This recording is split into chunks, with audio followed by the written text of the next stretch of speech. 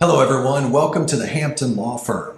Today I want to talk to you for a few minutes about drug possession and how you might be able to get your drug possession case dismissed. Now don't forget to subscribe to our YouTube channel for more great criminal defense content just like this. Now in this video, here's what my goal is. My goal is to explain to you the ins and outs of drug possession in Texas and what is it exactly that the government must prove beyond a reasonable doubt when they are trying to prove that you possessed illegal substances, an illegal drug.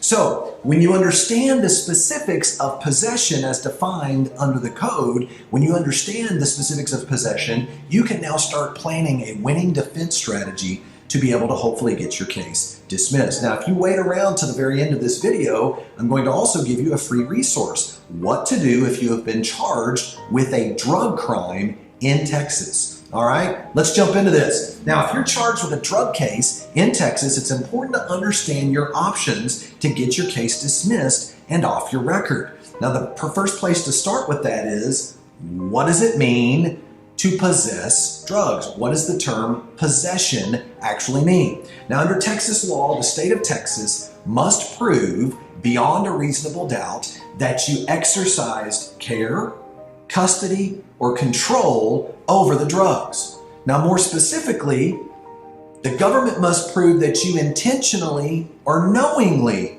exercised care, custody, or control over the drugs. Now, just because drugs were found in the car does not necessarily mean the prosecutor, let's say you're in a car, right? You're in a car and you're driving. Let's say you're the passenger in the car and there's another 2 or 3 other people in the car.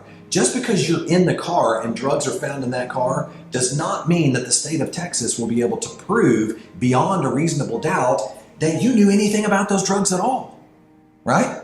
They may not be able to prove that at all. Now, what my point on that is mere presence, merely being at the scene of a location where drugs were found does not in and of itself establish proof that you had any personal knowledge that the drugs were there.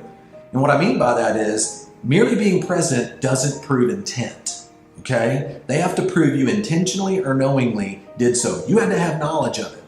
So for instance, let's say hypothetically, drugs are found in the center console or maybe under the seat of a vehicle that you're riding in. You're a passenger in the car, all right? There you are, a passenger in the car. There's other people in the car with you. That person gets pulled over for speeding. I find this situation happen all the time in my practice, all right, that I deal with. They get pulled over. Drugs are found in the center console of the car, or maybe they're found under the seat, or even under the passenger seat where maybe that my client is sitting.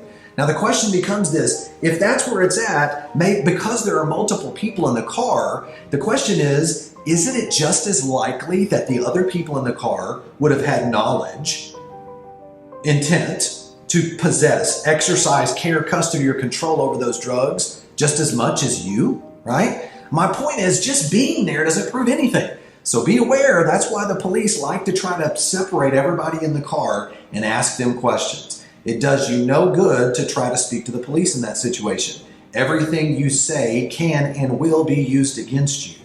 So they are trying to get someone to admit that they knew that there were drugs in the car so that they can pin it on them, okay? Sometimes the police will overreach and they'll charge everybody in the car with possession.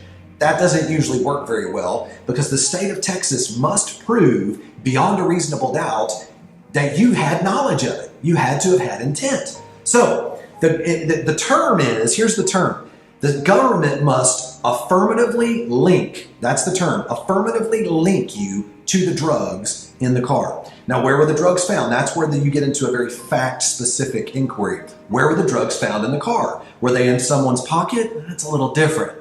Drugs are found in your pocket, pretty good chance that they're going to be able to establish you probably had knowledge of it.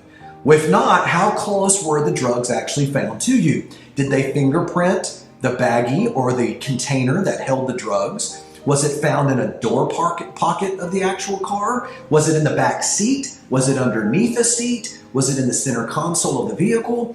It is critical that the government must affirmatively link the drugs, the location of the drugs, and the person being actually arrested, okay? It's not enough to just say everybody in the car had to have known about this, you're all being arrested. They must affirmatively link you. And here's the key. The further away the drugs are from where you are, the further away you are from the drugs, the less likely it is they're going to be able to affirmatively link you to those drugs. Now, were the drugs found in a package? Here's another question. Let's say, hypothetically, you're in a car and now there's a package that the drugs are located in, all right? Let's say it's a backpack. The police are going to look in that backpack and they're going to look for personal identifying information. They're going to look to see if they can find maybe a photo ID. Maybe they can find some keys that are associated with someone else, or maybe they can find some sort of bills or some sort of personal identifying information to affirmatively link them to it. They can find out who the possible owner is. And if it's a purse, think of it, it's a lot easier to link some items within that purse to a specific person. So in other words, the lack of evidence affirmatively linking you to the drugs creates substantial doubt, reasonable doubt, to help you win your case. So if you would like help with your drug case, or you have more questions about maybe your specific situation, don't hesitate to contact the Hampton Law Firm at 817-877-5200. Now, I promised you if you waited around to the end of this video, I would give you a free ebook, What to Do If You Have Been Charged with a Drug Crime in Texas. All you have to do is click the link right down here below, fill in the information. We will be happy to send that over to you. And don't hesitate to subscribe to our YouTube channel. I hope you have a great rest of your day. Look forward to seeing you on our next video. Take care.